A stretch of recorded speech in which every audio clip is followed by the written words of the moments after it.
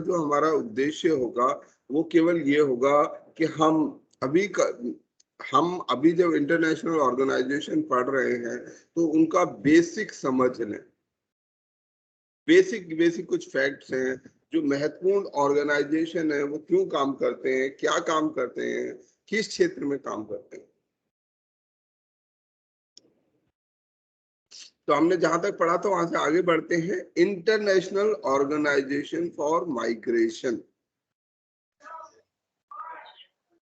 Migration जो होता है वो हमारे लिए बेहद पूरी दुनिया के लिए, दुनिया में माइग्रेशन एक महत्वपूर्ण चीज है या नहीं है। एज एन स्टूडेंट भी हमारे को ये समझना चाहिए कि माइग्रेशन, क्योंकि कभी कभी ऐसी अपॉर्चुनिटीज, सारी अपॉर्चुनिटीज हमें अपने गांव में नहीं मिलेगी, सारी अपॉर्चुनिटीज अपने देश में नहीं मिलती, राज्य में नहीं मिलती। तो हमें कभी कभी अपॉर्चुनिटीज के लिए या अदर कंपल्शन में, जैसे एम्प्लॉयमेंट के लिए, एजुकेशन के लिए,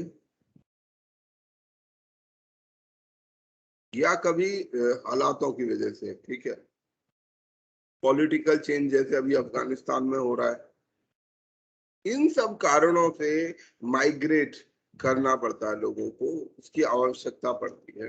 तो दुनिया में माइग्रेशन बड़े कारणों से बड़े स्तर पर होता रहता है, और उस माइग्रेशन में देश को, इंटर गवर्नमेंटल बॉडीज को और नॉन गवर्नमेंटल बॉडीज को एक साथ लाकर एक कोऑर्डिनेटेड अप्रोच के लिए ये काम करता है इंटरनेशनल ऑर्गेनाइजेशन फॉर माइग्रेशन। सन 1951 में बनाया गया, जिनेवा में इसका हेडक्वार्टर है। 166 सदस्य देश हैं, और जो हाँ ब्रॉड इसके एरियाज हैं, जिस क्षेत्रों में ये काम करता है, migration and development, facilitating migration, regulating migration and forced migration, ये चारों क्षेत्रों में काम करता है। माइग्रेशन हमारे लिए डेवलपमेंट यानी कि विकास की अपॉर्चुनिटीज को खोलती है, विकास की नई नई संभावनाएं। हो सकता है आपको भारत के अंदर में या किसी राज्य के अंदर में वो मौके ना मिले, जैसे अभी हम पीसीएस की बात कर रहे थे। हो सकता है मुझे अपने होम स्टेट में सही मौका ना मिले, परंतु मुझे दूसरे राज्य में मिल रहा है। इसी तरह से मुझे ये अपने देश में। हाँ जी, अभी सवाल ये ना पूछ, हम डिस्कस कर लेंगे बाद में, आप अपने सवाल नोट कर लीजिएगा। लास्ट के 5 मिनट हम जो है केवल डिस्कशन के लिए रखेंगे। तो माइग्रेशन एंड डेवलपमेंट आपस में जुड़े हुए हैं। फिर माइग्रेशन को हमेशा नकारात्मक रूप से नहीं देखा जाना चाहिए, ये हमें ध्यान रखना है। कभी कभी हम लोग माइग्रेशन को पूरी तरीके से नकारात्मक रूप से देखते हैं कि भाई ब्रेन ड्रेन हो गया, और क्या क्या, मतलब ब्रेन ड्रेन का एक बहुत बड़ा कॉन्सेप्ट है, और उसको नेगेटिवली भी देखा जाता है। उसको वैसे नेगेटिवली नहीं देखा जाना चाहिए। आज के अखबार की खबर है, अमेरिका में, यूएसए में जो भारतीय हैं, जो भारतीय भारत से जाके रह रहे हैं, वो भारतीयों का जो इनकम है वो दुनिया, उनके देश के लोगों से डबल से ज्यादा है, दुगनी से ज्यादा है। तो ये मुझे कुछ इसको छूट गए।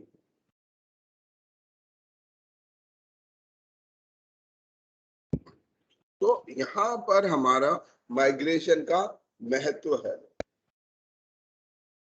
कभी कभी माइग्रेंट पॉपुलेशन अच्छा करती है, अधिकांशतः अच्छा करती है। इसलिए विकास के क्रम में अगर हम तरक्की की बात करें, जो लोग अपने गांव से छोड़ के शहर चले गए, आप अपेक्षाकृत देखिएगा कि वो अपनी आर्थिक तरक्की बेहतर कर पाते हैं। जो लोग अपने देश से छोड़ के, काफी लोग चले जाते हैं, उनमें से काफी लोग बेहतर कर पाते हैं, क्योंकि माइग्रेशन हमारे सामने चैलेंजेस पोज करता है। जब हम एक जगह से दूसरी जगह जाते हैं तो हमारे सामने चैलेंजेस आते हैं, और जब चैलेंजेस आते हैं तो हम उनको सुलझाते हैं। उस सुलझाने के प्रोसेस में हम अपने को और बेहतर बनाते हैं। जबकि अगर हम अपने यहाँ पर रहते हैं तो हमें अपनी एक आराम की जिंदगी मिल जाती है, हम उसी आराम की जिंदगी में फंसे रहते हैं। और इंसान को अगर बेहतर करना है तो उसे ये आराम की जिंदगी से बाहर निकलना चाहिए। ये सबसे बड़ी खतरनाक चीज है। आराम हमें सिर्फ कमजोर बनाता है, मजबूत नहीं बनाता है। ये जो ऑर्गेनाइजेशन है, इंटरनेशनल ऑर्गेनाइजेशन फॉर माइग्रेशन, ये अपनी एक रिपोर्ट पब्लिश करता है जिसका नाम है वर्ल्ड माइग्रेशन रिपोर्ट, जिसके द्वारा दुनिया भर के जो माइग्रेशन की एक्टिविटीज है उनकी ब्रीफ समरी दी जाती है। कुछ हमने बॉडीज ऊपर छूट गई है। ये हमने IAEA वगैरह किया है क्या? UNEP किया था? यस सर, किया है। अच्छा, UNEP कर चुके हैं हम। IAEA ये भी कर चुके हैं या नहीं कर चुके? सर यहीं से स्टार्ट करना था हम लोगों को। यहाँ से स्टार्ट करना था, ओके, फिर मैं भूल गया। हाँ, ये एक महत्वपूर्ण ऑर्गेनाइजेशन है, मैंने इसीलिए इस पे छोड़ा था। IAEA, international atomic energy agency. हमने अभी तक ये समझा था कि विश्व युद्ध के बाद एक दौर शुरू हुआ आर्मामेंट का, शस्त्रों की संख्या। हाँ जी, बोलिए। सर आपकी स्क्रीन शो नहीं हो रही है। नहीं, मेरी स्क्रीन शेयर है, ऑलरेडी शेयर्ड है, आप चेक करिए। सर मेरे फोन पे शो नहीं हो रही है। कुछ टेक्निकल प्रॉब्लम होगी, एक बार आप लॉग आउट करके लॉग इन करो, ठीक है? अच्छा, इंटरनेशनल एटॉमिक एनर्जी एजेंसी, ये इंटरनेशनल एटॉमिक एनर्जी एजेंसी जो है काम करती है न्यूक्लियर एनर्जी पर, क्योंकि जो इस 40-50 साल 70 सालों में या 80 सालों में जो सबसे ज्यादा विध्वंसकारी ताकत या नई तरीके की ताकत साइंस ने हमें खोज के दी है, वो न्यूक्लियर ताकत है। ये न्यूक्लियर ताकत अच्छी भी है, बुरी भी है। जैसे शक्ति, एक शक्ति होती है, उस शक्ति का गलत इस्तेमाल करेंगे वो नुकसान करेगी, उस शक्ति का अच्छा इस्तेमाल करेंगे वो आपको फायदा करेंगे। तो ऐसे ही न्यूक्लियर शक्ति है। न्यूक्लियर शक्ति आपके लिए फायदेमंद भी हो सकती है, नुकसानदायक। अगर आप मिलिट्री यूज करेंगे, एटम बम बनाएंगे, तो आप निश्चित रूप से इससे नुकसान पाएंगे। परंतु अगर आप इसका सिविलियन यूज करेंगे तो बहुत सारे सिविलियन और पीसफुल अच्छे यूज कर सकते हैं। क्या क्या सिविलियन यूज हम कर सकते हैं न्यूक्लियर एनर्जी का? सर हम लोग इलेक्ट्रिसिटी डेवलप कर सकते हैं। कॉमन सबसे ज्यादा यूज है इसे पावर प्लांट। फ्रांस एक ऐसा देश है जो अपनी अधिकांश बिजली इसी से लेता है, न्यूक्लियर पावर प्लांट से ही लेता है। तो बिजली की जो आवश्यकता है, बिजली की आवश्यकता के लिए न्यूक्लियर एनर्जी एक बहुत अच्छा और इम्पोर्टेंट सोर्स हो सकता है। इसके अलावा कोई और सोर्स और कोई इस्तेमाल न्यूक्लियर एनर्जी का? साइंस एंड डेवलपमेंट, तमाम तरीके के बेसिक रिसर्च चल रही है, फिजिकल की रिसर्चेज है, उसमें न्यूक्लियर एनर्जी का बहुत बड़ा रोल है। बिना उसके प्लाज्मा, हम सब बहुत सारी, इवन हम ये सारी टेक्नोलॉजी और चीजें यूज भी होती है। तो बड़ी सारी टेक्नोलॉजी में ये न्यूक्लियर एनर्जी काम होती है। मेडिसिन में, इलाज करने में कई सारे ऐसे आइसोटोप्स हैं जो हमारे इलाज के लिए बड़े महत्वपूर्ण हैं। किसी बीमारी के डायग्नोसिस के लिए भी, इलाज के लिए भी, जांच करने के लिए, डायग्नोसिस के लिए, और कोबाल्ट 60 यूज होता है कैंसर ट्रीटमेंट में। आपने उदाहरण दिया कोबाल्ट 60 का उदाहरण, कि वो कैंसर को ठीक करने, कैंसर थेरेपी में बड़ा काम आता है। इसके अलावा भी इसके मतलब एग्रीकल्चर में भी शायद कुछ यूज है, और अदर सोर्सेज में फॉसिल्स की डेट निकालने में C40 कार्बन डेटिंग। C40 हम जो कार्बन डेटिंग करते हैं जिसके द्वारा हम एजिंग करते हैं। तो हिस्ट्री, आर्कियोलॉजी में इसका यूज है। तो न्यूक्लियर एनर्जी के अपने कई सारे पीसफुल यूज भी हैं और मिलिट्री यूज भी है, दोनों तरीके से। ये आपके ऊपर निर्भर करता है कि आप उसे कैसे करना चाहते हैं, उसका क्या इस्तेमाल करना चाहते हैं।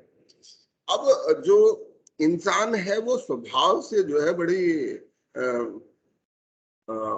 स्वभाव से ही थोड़ा लड़ाकू प्रवृत्ति का, और नॉटी नहीं, बदमाश कहूंगा मैं। उसके अंदर, दिमाग के अंदर उल्टी चीजें ज्यादा चलती हैं। वो हमेशा, लोग भी, देश भी ज्यादा कोशिश ये करेंगे सिविलियन यूज के लिए कम काम करेंगे, मिलिट्री यूज के लिए हम ज्यादा काम करेंगे। तो दुनिया ने एक इंटरनेशनल सिस्टम, एक इंटरनेशनल ऑर्डर बना लिया कि भाई हमें न्यूक्लियर पावर को स्प्रेड नहीं होने देना है। 1960-70 तक ये बात क्लियर हो गई थी कि न्यूक्लियर पावर अगर मिलिट्रीली यूज की जाएगी तो बड़ी खतरनाक हो सकती है। तो इसको और ज्यादा स्प्रेड नहीं होने देना चाहिए। जिन देशों के पास है शक्ति, अब ये उन देशों की भी बदमाशी है कि वो देश क्या करते हैं, जो ताकतवर लोग हैं वो ये कहते हैं जी हमारे पास तो अब बंदूक आ गई, अब किसी को बंदूक खरीदने नहीं देंगे। ठीक है, वो भी ठीक है। अगर सभी लोग बंदूक खरीदना चाहेंगे तो शायद हम लोग भारत को अफगानिस्तान बना लें। हर आदमी लेके एक बंदूक लेके घूमेगा, जब जिसका मन करेगा फायर करेगा और एक केओस पैदा हो जाएगा, अराजकता आ जाएगी। तो 1960-70 में इन्होंने ये तय किया, खासतौर में जो शक्तिशाली देश है उन देशों ने, कि जो है इसका स्प्रेड, इस पावर का स्प्रेड नहीं होना चाहिए, न्यूक्लियर पावर सीमित रहनी चाहिए। जिन देशों के पास हो गई है ठीक है, आगे ना हो। तो उसके लिए बड़ी सारी ट्रीटी की गई। उसमें महत्वपूर्ण ये इंटरनेशनल कंसेप्ट आया कि नहीं, हम आगे न्यूक्लियर बम को, न्यूक्लियर पावर का स्प्रेड नहीं रखेंगे। तो नॉन प्रोलिफरेशन ट्रीटी आई 1968 में। बाद में एनपीटी का विचार आया, एनपीटी का नाम सीटीबीटी का विचार आया, सीटीबीटी की बातें हुई। तो ओवरऑल सिस्टम ने इस आर्मामेंट के लिए प्रयास करना शुरू किया कि निशस्त्रीकरण हो। जिनके पास है वो अपने बम कम करें और जिनके पास नहीं है वो मिलिट्री यूज ना करें। अब आपने एक सिस्टम तो बना लिया, पर उसे इम्प्लीमेंट करने के लिए आपको एक बॉडी चाहिए। ठीक है, आप ये चाहते तो हो, हर चीज चाहने से तो नहीं हो सकती। हमने कह दिया कि हाँ हाँ यार बम मत बनाओ, अच्छा ये तो एक इच्छा है, ये एक ड्रीम है, एक विचार है। ये अगर विचार सही है तो हमें उस विचार को इम्प्लीमेंट करना होगा, और उसके लिए हमें एक माध्यम चाहिए होता है। वो माध्यम है हमारा ये एटॉमिक एनर्जी एजेंसी, जो इंश्योर करता है peaceful use of nuclear energy.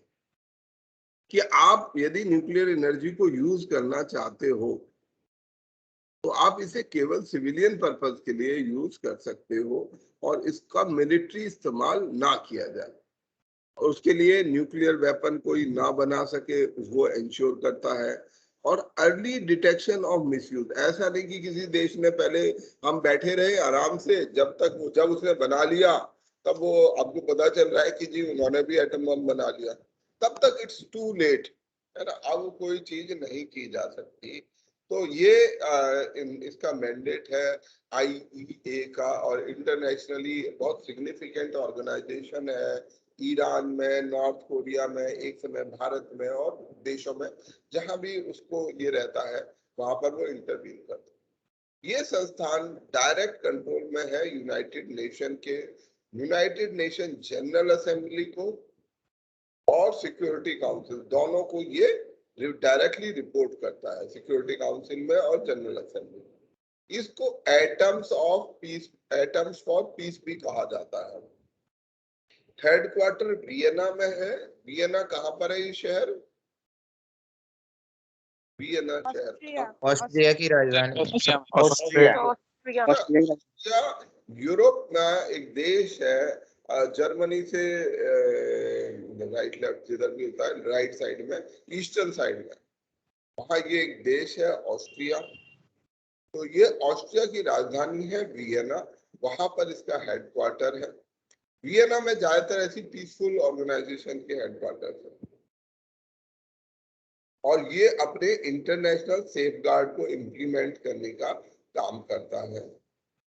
ये हमारी NPT non proliferation of nuclear weapon treaty, इसके लिए इसका मेन वो है, मेन टूल है एक तरीके का, ठीक है। और इसमें सभी जो नॉन न्यूक्लियर वेपन स्टेट हैं उनको आईईए का के नियमों का पालन करना होगा। भारत के संदर्भ में भी एक समय आईएईए काफी एक्टिव था। जब सन 1998 में 98 में जब हमने सन 1975 या 76 में अपना फर्स्ट न्यूक्लियर टेस्ट किया था। 74 smiling Buddha, smiling Buddha. It's 74 और दूसरा 1998 में, ठीक है। ये 2 बार हमने न्यूक्लियर टेस्ट किए and then finally we acquired nuclear power. हमने अपना एटम बम बनाया इस व्यवस्था के बावजूद, और इसी कारण से भारत के ऊपर कड़े प्रतिबंध लगाए गए थे, सैंक्शंस लगाए गए थे, प्रतिबंध इम्पोज किए गए कि भाई इनके ऊपर ये कार्रवाई की जानी चाहिए। काफी कुछ समय तक 2-4-5 साल तक ये रहा। धीरे धीरे हमने पूरी दुनिया को समझाया कि नहीं, हम जो है न्यूक्लियर एनर्जी का, एटम बम का कोई भी गलत इस्तेमाल नहीं करेंगे, ना कर रहे हैं, ना करेंगे। और हमारा जो उद्देश्य है वो प्योरली स्ट्रेटेजिक है कि हम अपने पड़ोसी देशों से अपने आप को बचाने के लिए न्यूक्लियर पावर हमें बनाना आवश्यक था। और ग्रेजुअली ये बात पूरी दुनिया को समझ आई, दुनिया कन्विंस हुई, और हमारे ऊपर से वो जो सैंक्शंस हैं वो हटाए गए। और आज भारत की स्थिति ये है कि भारत भी वैसे न्यूक्लियर पावर ऑफिशियली वो नहीं है, क्लेम नहीं है कि ये न्यूक्लियर पावर है, परंतु भारत भी वो देश है जिसके पास अपने बॉम्ब है। भारत की जो न्यूक्लियर फैसिलिटीज है उनके वो आईईए के सुपरविजन में काम करती हैं। बेसिकली जो सिविलियन रिएक्टर्स हैं, अदर फैसिलिटीज हैं, वो वहां पर लगातार चेक करते हैं। थोड़ा सर एनएसजी के ऊपर बात हो जाती है सर। हाँ जी, एनएसजी न्यूक्लियर सप्लायर ग्रुप, जो भारत भी उसका पार्ट है नहीं और बार बार बनना चाह रहा है उसका पार्ट, हमारी अप्रोच है इंडिया की एनएसजी ग्रुप में जाने। चिंता मत करो, इसमें हम वहां भी पहुंचेंगे। एनएसजी है हमारा एक पूरा सेक्शन है जो सिर्फ मिलिट्री ट्रीटीज की बात करेगा। जितने ये इम्पोर्टेंट मिलिट्री ट्रीटीज हैं हम उन पर बात करेंगे, तब चर्चा करेंगे इस विषय पर। अगला जो ऑर्गेनाइजेशन जिसकी हम बात कर रहे हैं वो है organisation for prohibition of chemical weapon. ये हमने पहले भी शायद चर्चा की हुई है कि केमिकल वेपन्स हमारे लिए खतरनाक एक ऑप्शन है। इंसान ने इस युद्ध के दौर में चलते हुए तरह तरह के विध्वंसकारी वेपन्स बनाए, WMD बनाए। What is WMD? WMD क्या होता है? वेपन्स ऑफ मास डिस्ट्रक्शन, ठीक है। ऐसे हथियार जो बड़े स्तर पर नरसंहार विध्वंस कर सकते हैं वो WMD कहलाते हैं। तो इन WMD से हमें अपनी दुनिया को बचाना है। तो ये एक ऐसा इंटरनेशनल ऑर्गेनाइजेशन है जो केमिकल वेपन से देश को बचाने के लिए और इस केमिकल वेपन को लागू करने के लिए कि कोई केमिकल वेपन का इस्तेमाल नहीं करेगा, उस पर कैसे रेस्ट्रिक्शंस लगाए जाएंगे, वो अंतरराष्ट्रीय सिस्टम बनाया गया था कि CWC द्वारा, केमिकल वेपन कन्वेंशन द्वारा, जो 1997 में फोर्स में एक्शन में आई, लागू हुई। और इसका उद्देश्य है कि दुनिया को फ्री ऑफ केमिकल वेपन बनाना है। हेग नीदरलैंड में इसका हेडक्वार्टर है और 2013 में इस संस्थान को नोबेल पीस प्राइज मिला था। अगर आप में से कुछ मुझे ऐसे केमिकल का नाम बता सके, आपका काम भी दे रहा हूं मैं, टास्क है आपका कि आपको नाम याद करने हैं जो केमिकल्स जो पॉपुलर या यूज किए जाने वाले केमिकल वेपन्स हैं। कोई उदाहरण दे सकता है?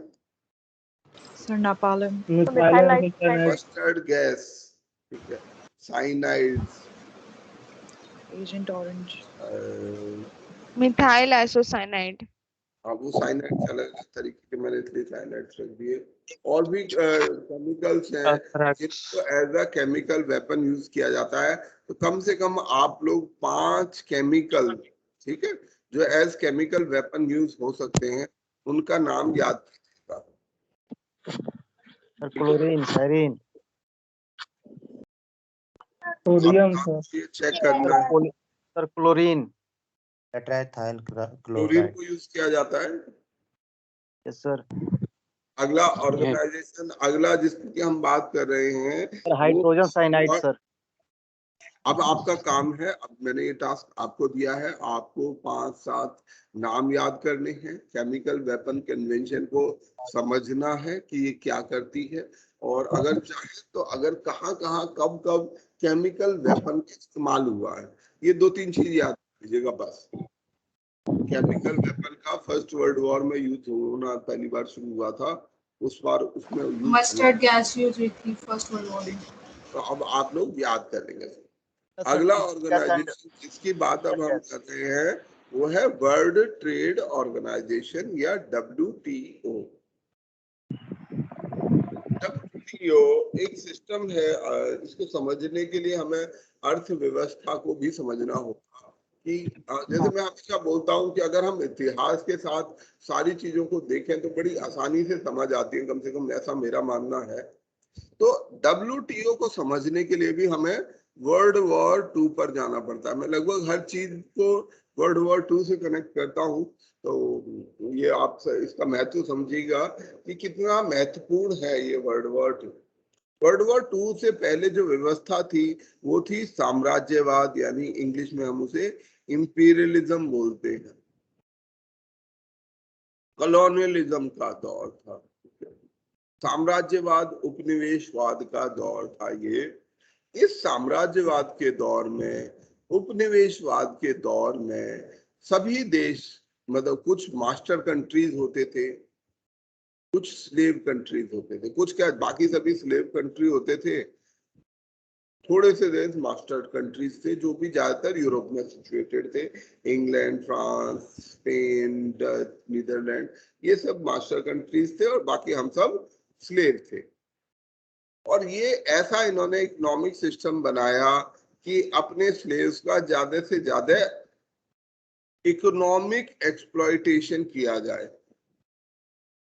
इस इकोनॉमिक एक्सप्लॉयटेशन के लिए इन्होंने स्लेव्स का इंडस्ट्रियलाइजेशन होने से रोक दिया कि इनके अंदर अपनी इंडस्ट्री, औद्योगिकरण ना हो, और जो भी औद्योगिकरण का बेनिफिट है, इंडस्ट्रियलाइजेशन का जो बेनिफिट है वो हमें मिले, हमारे देशों में इंडस्ट्रियलाइजेशन हो, स्लेव कंट्रीज केवल हमसे कच्चा माल सप्लाई करें और बना हुआ माल हमें भेजें, मतलब वो हमसे खरीदें। तो ऐसी एक व्यवस्था बनाई गई।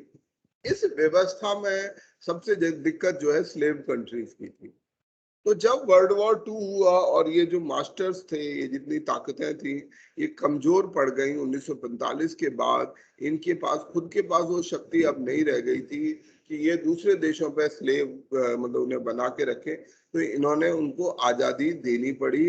इंटरनेशनली भी इस बात को हमने समझा भी था कि कैसे जो आजादी का दौर, फ्रीडम्स का दौर पूरी दुनिया में चल गया, इन मास्टर्स को समझ आ गया कि अब हमारे बस का नहीं है, और ना ये कोई एक अकलमंदी का काम है। जो इंपीरियलिज्म और ये कॉलोनियलिज्म है, ये किसी के हित में नहीं है, ये केवल और केवल विध्वंस ला सकता है, वायलेंस ला सकता है, युद्ध ला सकता है। तो उन्होंने इस बात को रियलाइज करके इस चीज को छोड़ दिया। जब ये शक्तियां, ये जो स्लेव जब फ्री हुए,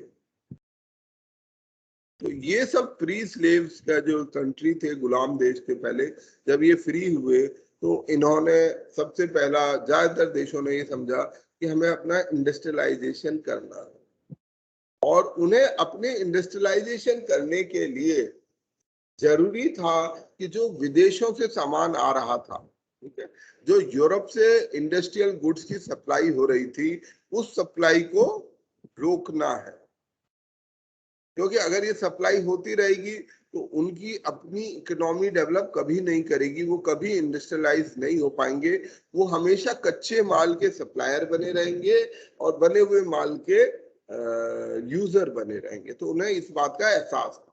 तो उन्होंने क्या किया, अपनी सब अर्थव्यवस्थाओं को, इकोनॉमीज को बंद कर दिया, क्लोज्ड इकोनॉमी बना दी। ऐसी व्यवस्था खड़ी कर दी जिसमें जो सामान है, दूसरे देशों से का जो व्यापार है, WTO में थोड़ा समय लूंगा मैं क्योंकि ये बहुत महत्वपूर्ण है, जो व्यापार है उसे ऐसा कर दिया कि कोई दूसरा देश हमारे देश में आकर सामान बेच ही ना पाए, ऐसी व्यवस्था बनाई जाने लगी। उस व्यवस्था के लिए अगर मान लीजिए आप ये चाहते हैं कि आपके देश में कोई सामान लाकर ना बेचे, तो आप क्या करोगे? अगर मान लीजिए आप फाइनेंस मिनिस्टर हो, आपके पास मौका है ये चीज को करने का, और आप चाहते हो कि मेरे देश में किसी का सामान ना आए, कोई दूसरे देश का, तो आप क्या क्या करते सर हैं? सैंक्शंस और टैरिफ्स लगाएंगे। मतलब एक तो हम पूरी तरह से प्रतिबंध कर सकते हैं, ड्यूटीज बढ़ा देंगे।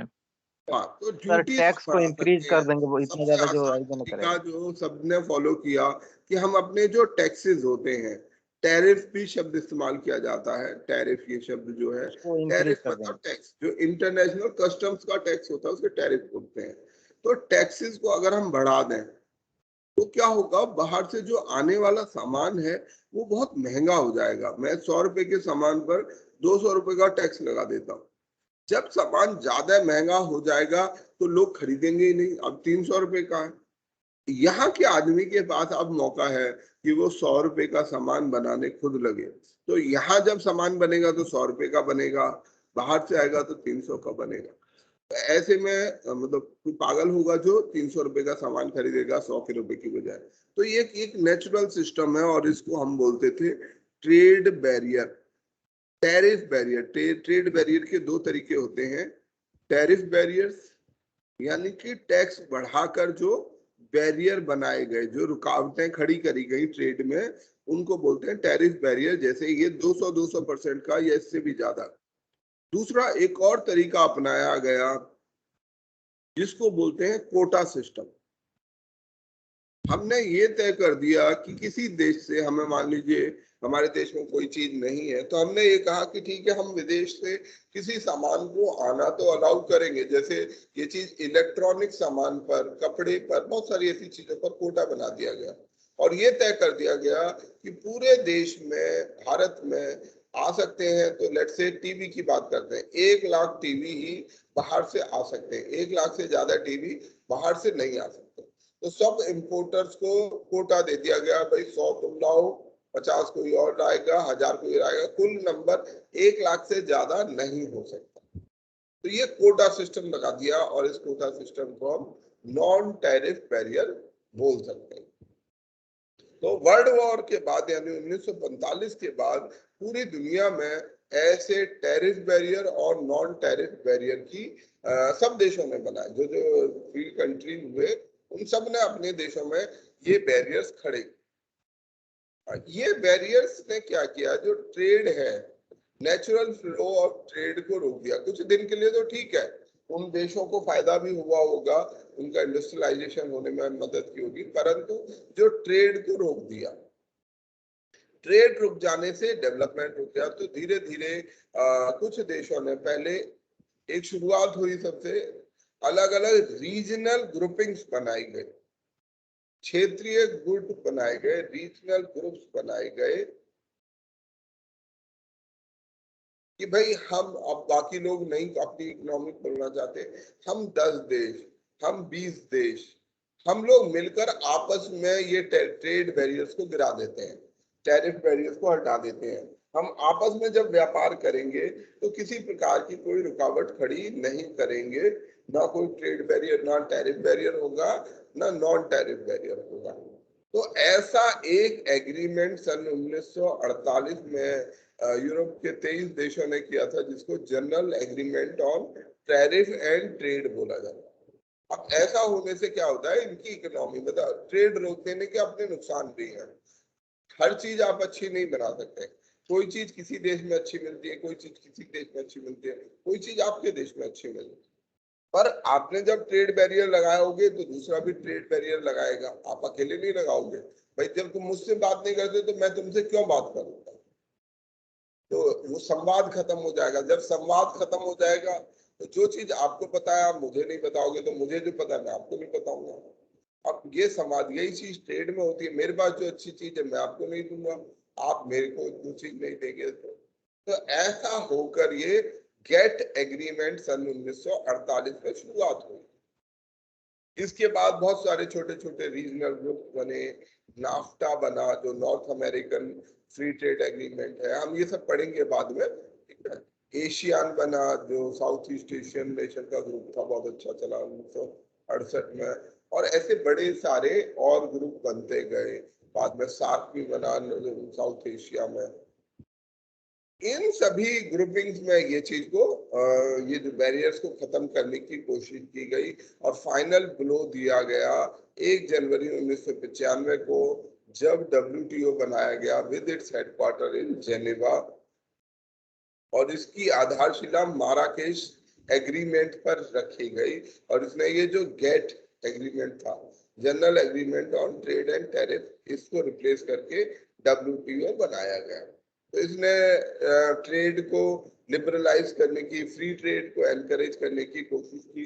फ्री ट्रेड का महत्व क्या होता है इकोनॉमी में पढ़ेंगे, ठीक है। तो फ्री ट्रेड को इसने बढ़ावा दिया और इसके अंदर बड़े सारे एग्रीमेंट हुए।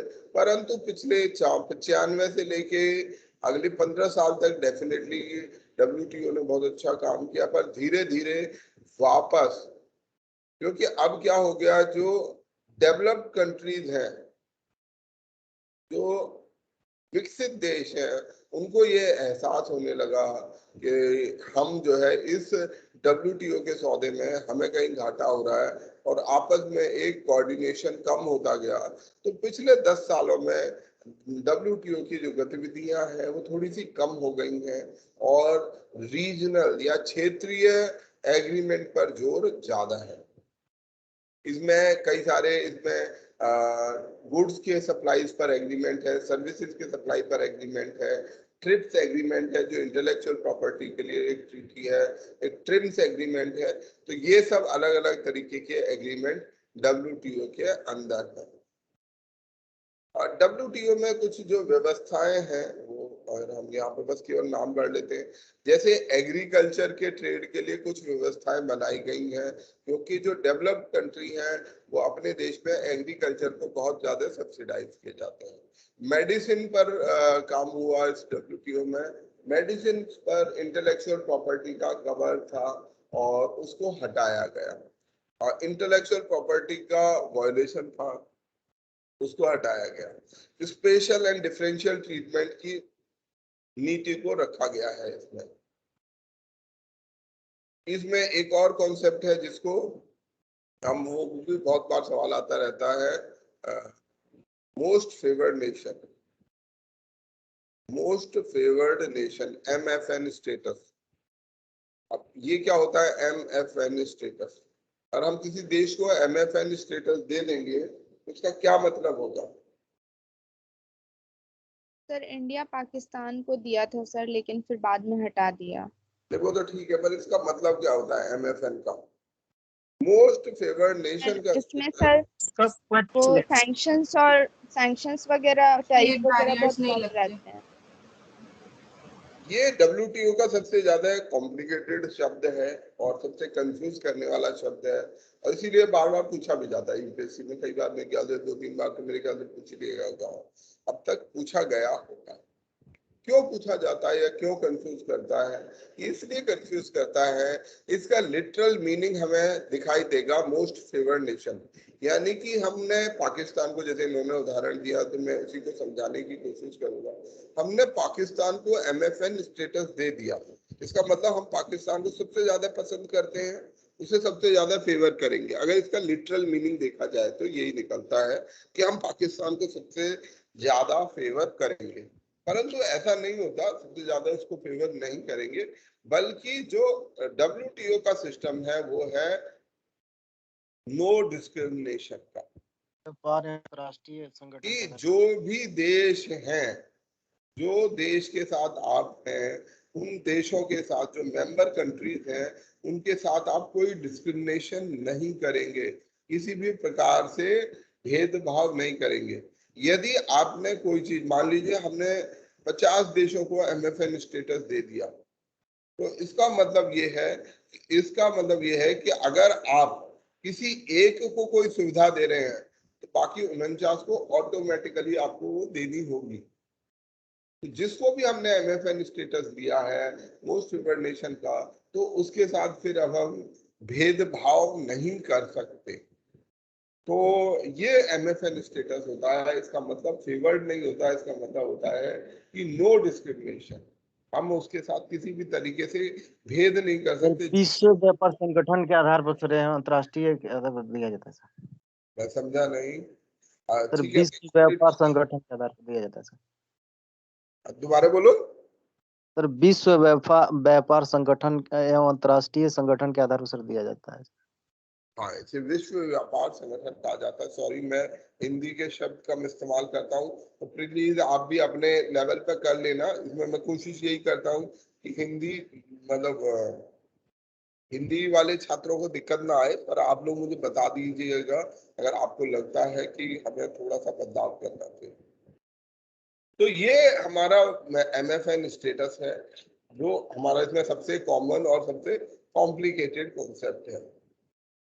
ये इसके अंदर डिफरेंट बॉडीज हैं। एक डिस्प्यूट सेटलमेंट बॉडी है, जो कि अगर किसी में झगड़ा हो कुछ लोगों में, कुछ देशों के बीच में, तो वो आपस में उसको रिजॉल्व कर सके।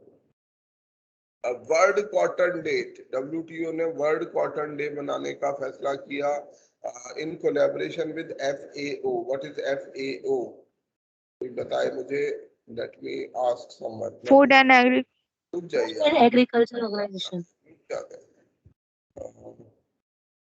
हिना, आप बताइए। हिना सिंह, FAO।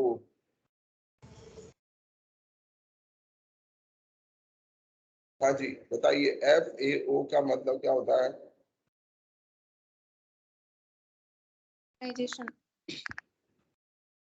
बताइए हिना,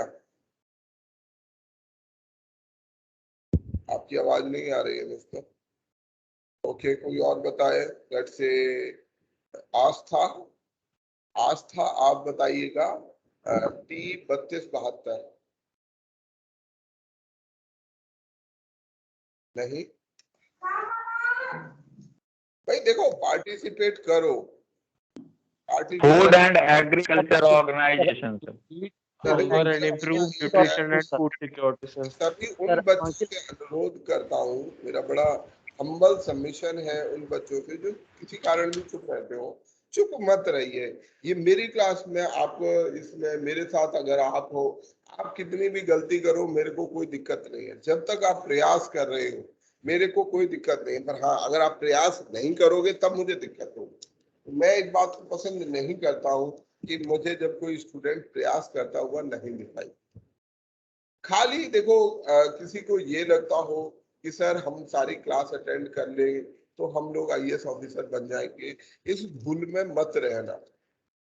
इस गलतफहमी को मत पालना कि खाली सर हम सारी क्लास कर रहे हैं तो हमें सारा कुछ याद हो जाएगा। नहीं, आपको मैं लगातार बोल रहा हूँ, यहाँ आप 1 घंटा, 1.5 घंटा, 2 घंटा, 2.5 घंटा, इससे ज्यादा नहीं पढ़ना।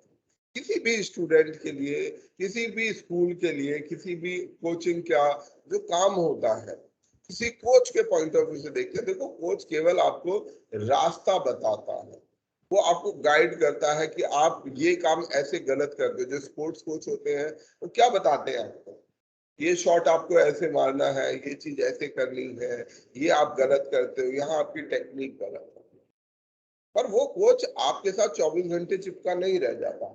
जब उसने आपको बता दिया कि टेक्निक में बदलाव करो, इस चीज में बदलाव करो, आपको वो बदलाव प्रैक्टिस करना होगा, उस तरीके को अपनाना होता है। तो ये चीज मैं आपसे एक्सपेक्ट सभी से करता हूँ कि आप उस बदलाव को कीजिए, तभी आप सफल हो सकते हैं। और निश्चित रूप से अगर आप अपने अंदर बदलाव लाएंगे, और बदलाव लाना कोई बड़ी बात नहीं है, ये सब चीज ऐसी कोई बात नहीं है कि कोई होशियार होता है, कोई होशियार नहीं होता। ये मेरा अपना मतलब, मैं इस बात को बहुत कॉन्फिडेंटली कह सकता हूँ कि इस दुनिया में कोई इंटेलिजेंट और अनइंटेलिजेंट नाम की चीज नहीं होती। इस दुनिया में hard working, non hard working होते हैं। जो मैंने अभी आपको 5-6 क्वालिटी बताई थी वो होते हैं। इंटेलिजेंट अनइंटेलिजेंट कुछ नहीं होता है। गिव अप करने वाले लोग होते हैं, गिव अप ना करने वाले लोग होते हैं। तो जो लोग अच्छा करते हैं वो इसलिए नहीं अच्छा करते कि उनमें दिमाग ज्यादा होता है, वो अच्छा इसलिए करते हैं कि वो बीच में छोड़ते नहीं। आप सभी लोग भी इस चीज को अपनाइए, मेहनत करिए। आप सभी लोग यहाँ जितने हैं सब आप सफल हो सकते हो जीवन में, एक से एक अच्छी जगह पर जा सकते हो प्रोवाइडेड आप अपने ऊपर मेहनत करने के लिए तैयार हो। तो FAO है, food and agriculture organisation, united है। सर FO का हिंदी में मैंने होता किसी चीज को मतलब बनाना या गठित करना। किसको?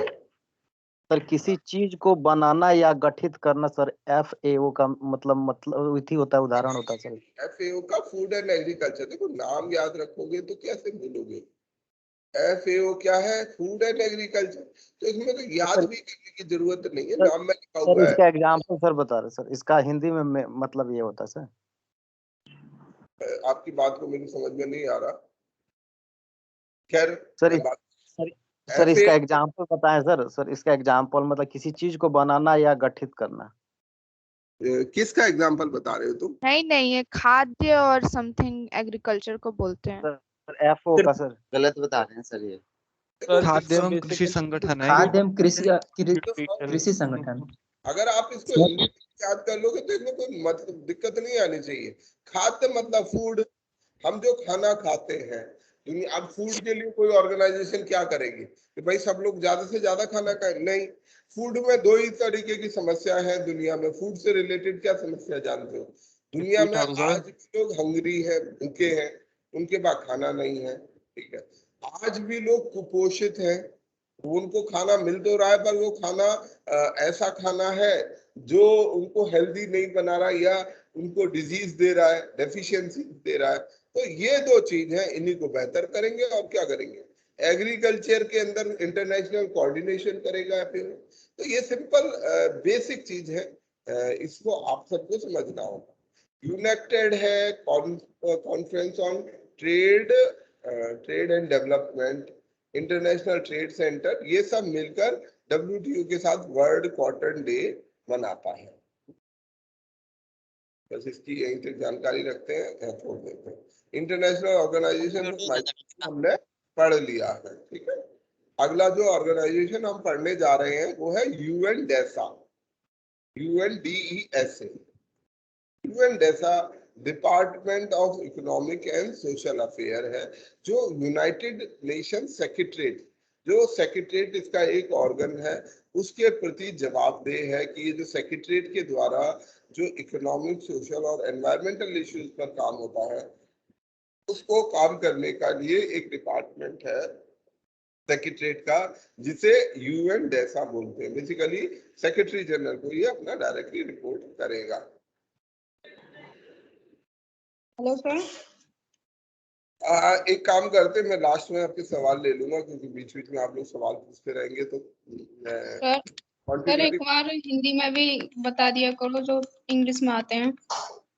देखो एक चीज आप सभी लोग समझो कि हर चीज की हिंदी करना, आप जैसे फूड की हिंदी करना, और मैं आप सबको ये पहले दिन से समझा रहा हूँ कि आप लोग अपनी इंग्लिश भाषा पर, अगर आप बनना चाहते हो, आप नहीं बनना चाहते कोई बात नहीं, पर अगर कुछ बनना चाहते हो बिना इंग्लिश के, मैं सभी हिंदी वाले छात्रों को बोलना चाहता हूँ, ये जो इंग्लिश वाले हैं ना, ये बिना हिंदी के काम चला लेंगे, पर हिंदी वाले बिना इंग्लिश के काम नहीं चलेगा। बिना हिंदी के आप गुजर नहीं कर सकते। आप इसको आप गलत मानो, सही मानो, जो भी मानो, मैं उसमें कुछ नहीं, मैं वो कुछ भी स्टेटमेंट नहीं दूंगा, पर बिना इंग्लिश के आपकी गुजर नहीं।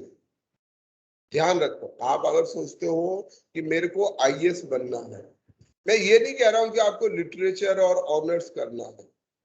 अगर आप ये कहेंगे कि सर मेरे को फूड शब्द समझ नहीं आता, मुझे एग्रीकल्चर शब्द समझ नहीं आता, तो फिर नहीं, मैं कुछ नहीं कर पाऊंगा।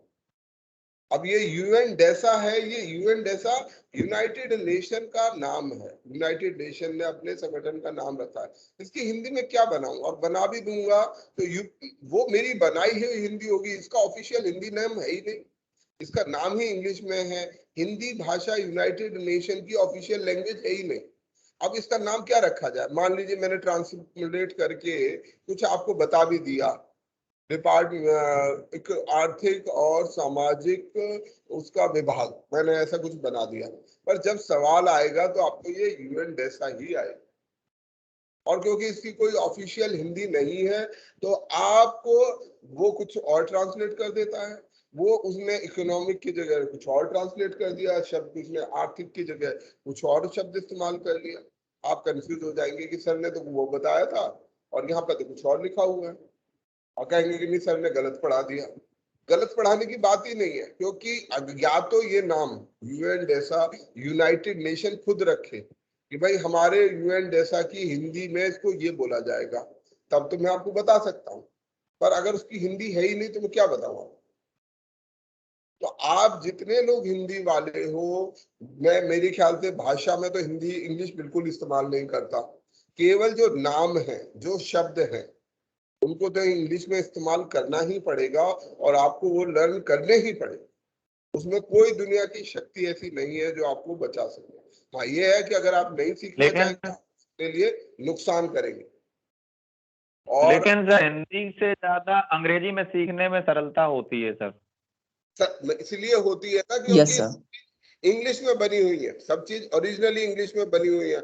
अगर हम बहुत से हिंदी शब्दों को दे भी दें, अब ये जिन शब्दों की अगर हम हिंदी कर भी दें, फ्रेमवर्क, कन्वेंशन, अब कन्वेंशन की हिंदी 3-4 तरीके की हो सकती है, और इसकी हिंदी, कन्वेंशन को हिंदी में क्या बोलोगे, कॉन्फ्रेंस को हिंदी में क्या बोलोगे, बताओ। जो हिंदी के लोग हैं वो बताएं कॉन्फ्रेंस की हिंदी क्या होगी। आप घूमते रहोगे। तो ये हिंदी और इंग्लिश के उससे बाहर निकलो। आप इतनी चीजें पढ़ने का अगर मादा रख रहे हो,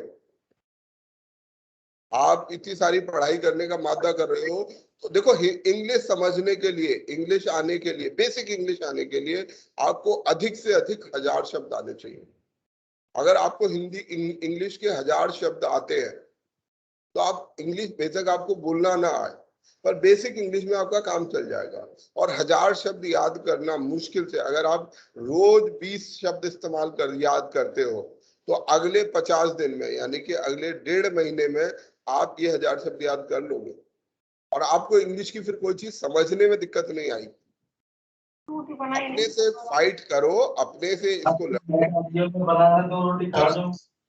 इंग्लिश पे चर्चा, हिंदी पे चर्चा हम फिर और करेंगे। अच्छा, हम आगे बढ़ते हैं यूएनडेसा पर। ठीक है, United nation department of economic and social affairs. जो शब्द आपको ना आए उसके लिख लो, इकोनॉमिक की हिंदी क्या होती है, सोशल की एक ही बार याद करना है, हर जगह आपको ये इकोनॉमिक सोशल आएगा ही आएगा। तो यूएनडेसा जो है ये एक ऑर्गेनाइजेशन है जो सेक्रेटरीट का है और ये इसके साथ काम करता है। ये पब्लिश करता है वर्ल्ड विमेन रिपोर्ट, ठीक है, विश्व महिला report, world economic situation and prospect, world youth report, ठीक है, विश्व के युवाओं पर एक रिपोर्ट जारी करता है, युवाओं पर विश्व यूथ रिपोर्ट। अगला ऑर्गेनाइजेशन जिसको हम पढ़ रहे हैं वो है United nation human right council, UNHRC. UNHRC, ठीक है, जैसा इसके नाम के अंदर ही शब्द छिपा हुआ है, क्या काम करेगा ये? ह्यूमन राइट्स के लिए वर्क, फॉर ह्यूमन राइट्स, उनके अधिकार के लिए, मानव अधिकारों के लिए, इंटर गवर्नमेंटल बॉडी के लिए काम करे सर। बस बाकी सब देखो, एक बेसिक चीज याद रखो, यूपीएससी में बहुत कुछ लफ्फाजी है, हिंदी में एक शब्द होता है लफ्फाजी। अगर जिनको इसका मतलब पता होगा वो मेरी बात को समझ गए होंगे।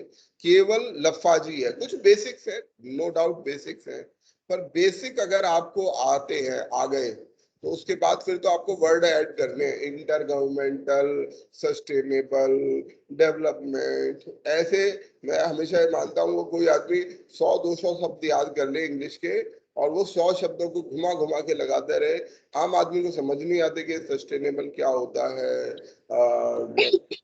ये इंक्लूसिव डेवलपमेंट क्या होता है।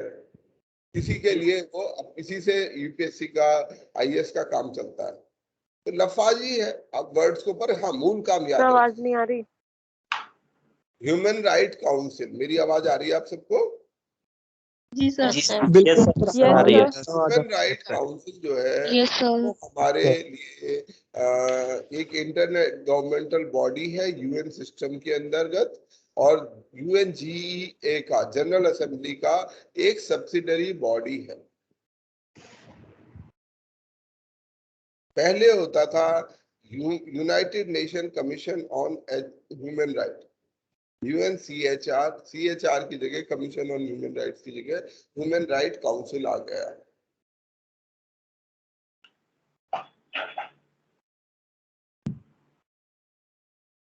सर 47 तो इसके सदस्य होते हैं, 47 सीटें हैं, 3 साल के लिए चुने जाते हैं। कुछ बेसिक फैक्ट्स हैं।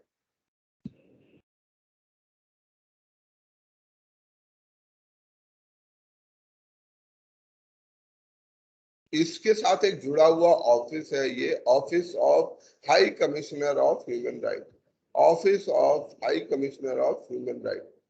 तो ये इसके साथ एक जुड़ा हुआ ऑफिस है। एक और संगठन है जिसका नाम अगर अभी नहीं आ रहा तो मैं उसको यहाँ बोल देता हूँ, यूएनएचसीआर। तो ये एचसीआर, सीएचआर, ये कंफ्यूज करने वाले शब्द हैं, इनको आप डिफरेंशिएट कर लीजिएगा। ये आपको तीनों ये अलग अलग हैं, एचसीआर, सीएचआर, एचआरसी, ये तीनों अलग अलग हैं। और ये ओएच CHR, ये 4 अलग अलग बॉडीज हैं। इन चारों के नाम आप याद कर लेना, इनके एब्रीविएशन याद कर लेना। काफी कंफ्यूजिंग है क्योंकि ओवरलैपिंग शब्द हैं। तो आपका ये काम है अगला कि आप इसको याद कर लेंगे। What is human right council, what is commission, what was commission of human right, what is ये, दिस इज ह्यूमन राइट, नहीं, high commissioner for refugees, HCR is High Commissioner for Refugees. This is Human Rights Council. This is Office of High Commissioner of Human Rights. तो ये सारे human right से संबंधित organisation हैं with some overlapping names. Sir और एक और है हाई कमिश्नर फॉर रेफ्यूजीज। वो बोल दिया मैंने, शायद नहीं बोला, HCR बोल दिया सर, बोल दिया सर, बोल दिया। ठीक है, चलो अब हम आगे चलते हैं। यूनिसेफ, यूनिसेफ का क्रिप्टो करेंसी फंड है। क्रिप्टो करेंसी हमारे समय में एक नई तरीके का पैसा आ रहा है, क्रिप्टिक। बेसिकली आज का जमाना ऐसा आ गया है जब हर चीज, आज क्लास भी ऑनलाइन हो रही है, हर चीज फिजिकल से वर्चुअल होती जा रही है, फिजिकल से डिजिटल होती जा रही है, फिजिकल टू डिजिटल। तो ऐसे ही हमारी करेंसी भी, हमारा जो पैसा है, करेंसी है, वो डिजिटल होते जा रहा है। और ये डिजिटल जब करेंसी हो रही है तो उसमें एक करेंसी डेवलप की गई, क्रिप्टो करेंसी। ऐसा पैसा, और ये पैसा ऐसा है जो गवर्नमेंट नहीं बनाती। इसमें दिक्कत यही है, जैसे बाकी सभी करेंसी गवर्नमेंट के कंट्रोल में होती है, परंतु ये एक ऐसी करेंसी है जो गवर्नमेंट के कंट्रोल से बाहर होती है। इंटरनेट के लोगों ने अपने लिए अपने आप बनाया है और ये हाईली वैल्यूड करेंसी है। बिटकॉइन आपने नाम सुना होगा, इसके अलावा भी कई और तरीके के crypto currency funds, crypto currency popular हैं जो चलती हैं, जिनसे लेन देन होता है। ईथर है, बिटकॉइन है, और भी कई सारी करेंसीज हैं। तो आप इनके भी 5-7 के नाम आप क्रिप्टो करेंसी के याद करेंगे। आप ये याद करेंगे क्रिप्टो करेंसी को बनाया किसने था, तो क्रिप्टो करेंसी की खोज किसने की थी, ये नाम आप ढूंढेंगे। और क्रिप्टो करेंसी के चैलेंजेस क्या क्या है, ये आप काम करेंगे। तो ये सारा काम आपको करना है। और यूनाइटेड नेशन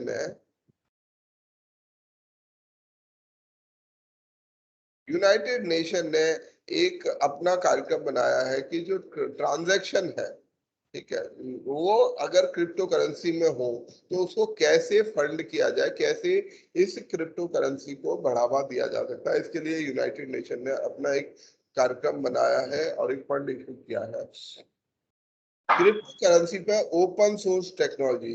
ये ओपन सोर्स टेक्नोलॉजी क्या शब्द होता है? ये कंप्यूटर का शब्द है, फिर भी आप लोग इस समय पे आया है तो याद कर लेते हैं। Open source technology, open source technology होता है सॉफ्टवेयर जो होते हैं, कंप्यूटर के जो प्रोग्राम होते हैं वो या तो ओपन सोर्स हो सकते हैं या क्लोज। मतलब एक हो सकता है कि हम सबके लिए कोई सॉफ्टवेयर बना रहे हैं, तो हम ये चाह रहे हैं कि कोई भी उस सॉफ्टवेयर का इस्तेमाल करे, तो वो सॉफ्टवेयर कहलाता है फ्रीवेयर, वो ओपन सोर्स नहीं होता। जिस सॉफ्टवेयर को कोई भी आदमी बनाता है और कहता है फ्री में यूज करो, दैट इज कॉल्ड फ्रीवेयर। किसी सॉफ्टवेयर को पेड, उसको पैसे देकर आप इस्तेमाल करते हैं, वो पेड सॉफ्टवेयर है। इससे भी आगे फ्रीवेयर से एक और अगला वो होता है, वो होता है ओपन सोर्स सॉफ्टवेयर, जिसमें ना केवल वो उसे फ्री में देता है बल्कि जो उसका कोड होता है, ताकि कोई भी व्यक्ति चाहे तो अपनी जरूरत के अनुसार उसके कोड में बदलाव करके उसमें उससे जो भी फायदा उठाना चाहे वो उठा सके। तो फ्रीवेयर से अगला लेवल है ओपन सोर्स सॉफ्टवेयर। जिस ओपन सॉफ्टवेयर को कोई भी व्यक्ति जिसको कंप्यूटर का ज्ञान हो, सॉफ्टवेयर का ज्ञान हो, वो उसमें अमेंडमेंट कर सकता है। तो ऐसी ओपन सोर्स टेक्नोलॉजी पर आधारित क्रिप्टो करेंसी को एनकरेज करने के लिए ये क्रिप्टो करेंसी फंड बनाया गया है। सर क्रिप्टो करेंसी को ही सर बिटकॉइन बोलते हैं क्या सर?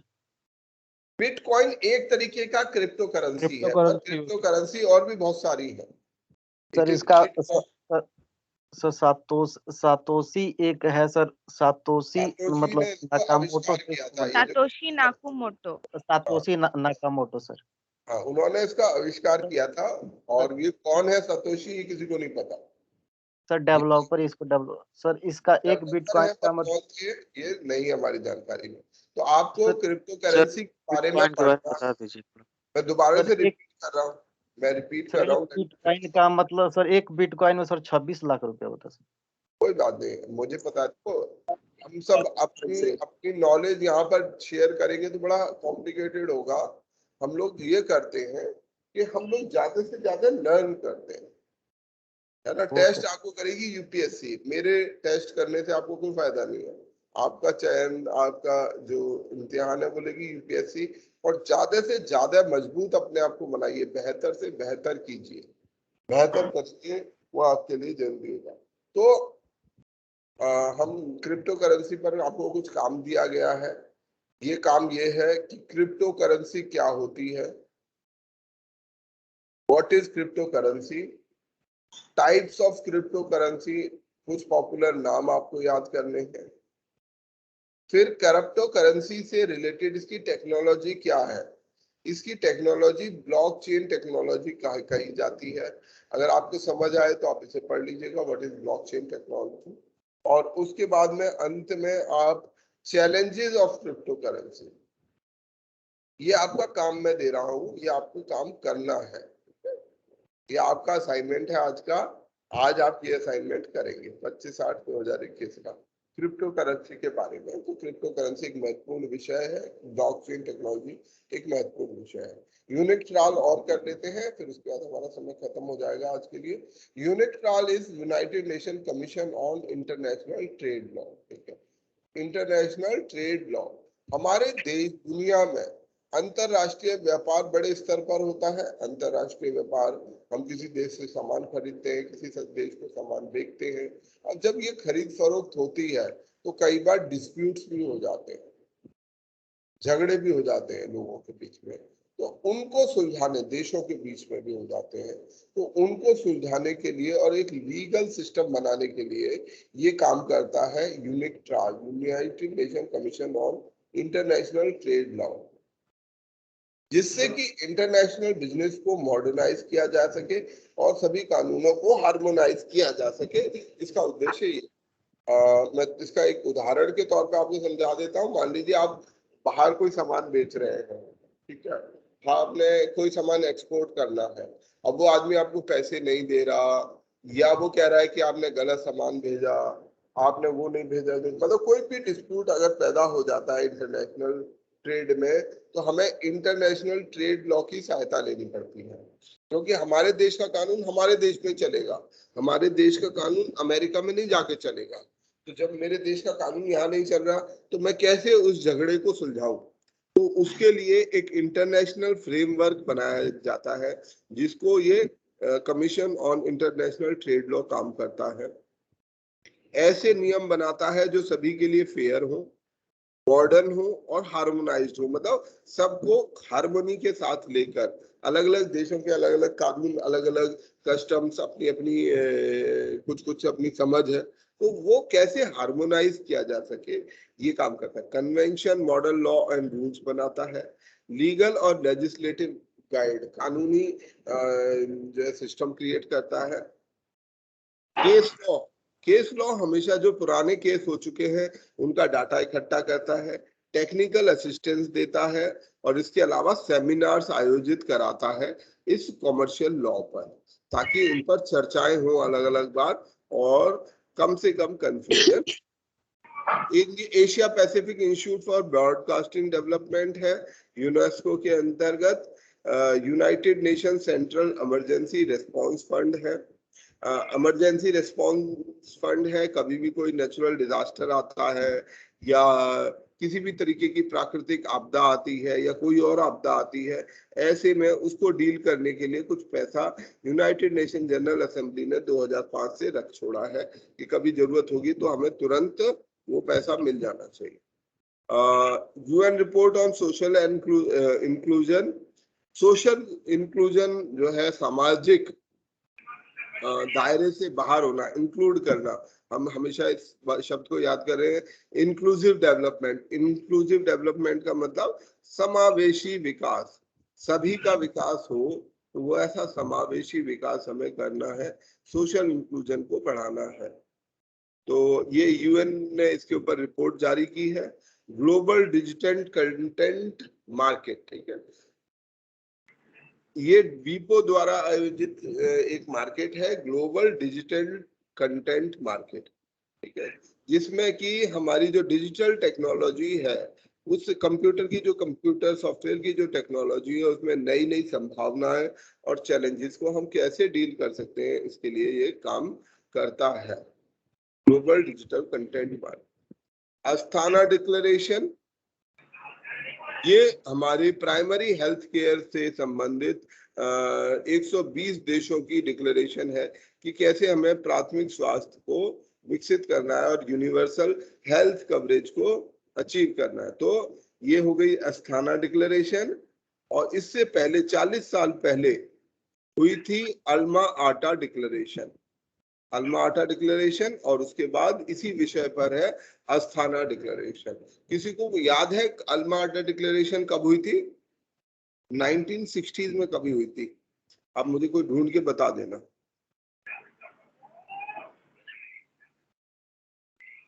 दुबई डिक्लेरेशन, इसको हम छोड़ देते हैं, Dubai declaration. Global compact for migration, जो माइग्रेशन के लिए हम रिफ्यूजीज या किसी भी कारण से अगर माइग्रेंट्स हैं, उनके सभी इश्यूज पर डिस्कस करने के लिए ये एक इंटर गवर्नमेंटल एग्रीमेंट है। और यूनाइटेड नेशन ग्लोबल कॉम्पैक्ट, ये हमारे जो यूनाइटेड नेशन के गोल्स हैं उनको पूरा करने के लिए काम करता है। अब हम कल हम शुरू करेंगे यहाँ से इंटर गवर्नमेंटल ऑर्गेनाइजेशन, ठीक है, हम यहाँ शुरू करेंगे इंटर गवर्नमेंटल ऑर्गेनाइजेशन, महत्वपूर्ण इंटरनेशनल इंटर गवर्नमेंटल ऑर्गेनाइजेशन। 1978 में हुआ था सर अल्मा डिक्लेरेशन। हुई थी अल्मा आटा डिक्लेरेशन सर 6 से 12 सितंबर 1978 सर, 1978 की है। Yes sir. ओके, 78 मैं भी चेक करूंगा, ठीक है, एनीवे ठीक है। तो ये अगर आपका कोई सवाल हो तो पूछ लीजिएगा। सर जो असाइनमेंट है वो यहाँ पे मिलेगा वेबसाइट पे? Hello sir. सर आज का जो असाइनमेंट आपने दिया है वो उसमें मिलेगा वेबसाइट पे? वेबसाइट नहीं, आपको देखो खुद सर्च करना है, वो कुछ मटेरियल उसमें मिलेगा, बाकी आपको ढूंढना है कुछ किसी और सेक्शन में। नहीं मैं सर ये कह रहा हूँ उसमें एक असाइनमेंट का आपने ऑप्शन दिया है जो स्टूडेंट लॉगिन है, उसमें मिलेगा क्या क्या असाइनमेंट? नहीं अभी उसमें नहीं करना है, ये आपको अपने लिए करना है। जो असाइनमेंट वो वाला असाइनमेंट होगा वो मैं आपको लिखित में भेजूंगा, ठीक है? Okay sir. सर एक क्वेश्चन है सर। पूछो सर। यूएन क्लॉज जो है तो उसमें 12 नॉटिकल माइल्स तक अपना ये बाउंड्री है जैसे इंडिया का, तो सर उसके अंडर में जैसे कोई जैसे क्राइम होता है तो वो किसके अंडर आएगा? एक काम करेंगे चंद्रा, अभी हम यूएन क्लॉज पे आएंगे, आगे आने वाले समय में यूएन क्लॉज पर चर्चा होगी तो मैं विद डायग्राम आपको समझा दूंगा कि यूएन क्लॉज के जो डिफरेंट पैरामीटर्स हैं वो क्या कहते हैं, ठीक है? ठीक है सर, थैंक यू सर। चलिए तो आज हाँ Okay, sir, as we have the Reserve Bank of India, so we are going to have a central bank for digital currency in the future. Is there any possibility? Not getting your question. Sir, as we have Reserve Bank of India, so in the future we are going to have a central bank for digital currency. There is a possibility of that. मैंने आपको दिया हुआ है साक्षी, आप मुझे मत पूछो, मैंने आपको बोला है क्रिप्टो करेंसी के जो चैलेंजेस हैं वो क्या क्या हैं, वो आपको पढ़ के मुझे बताने, मुझसे पूछने नहीं है, ठीक है? चलिए आज की क्लास को फिर हम एंड करते हैं, ठीक है? आप पढ़िएगा, कल मिलेंगे कल सुबह। Thank you sir. Okay bye bye. Thank you sir. Thank you sir. Thank you sir. Thank you.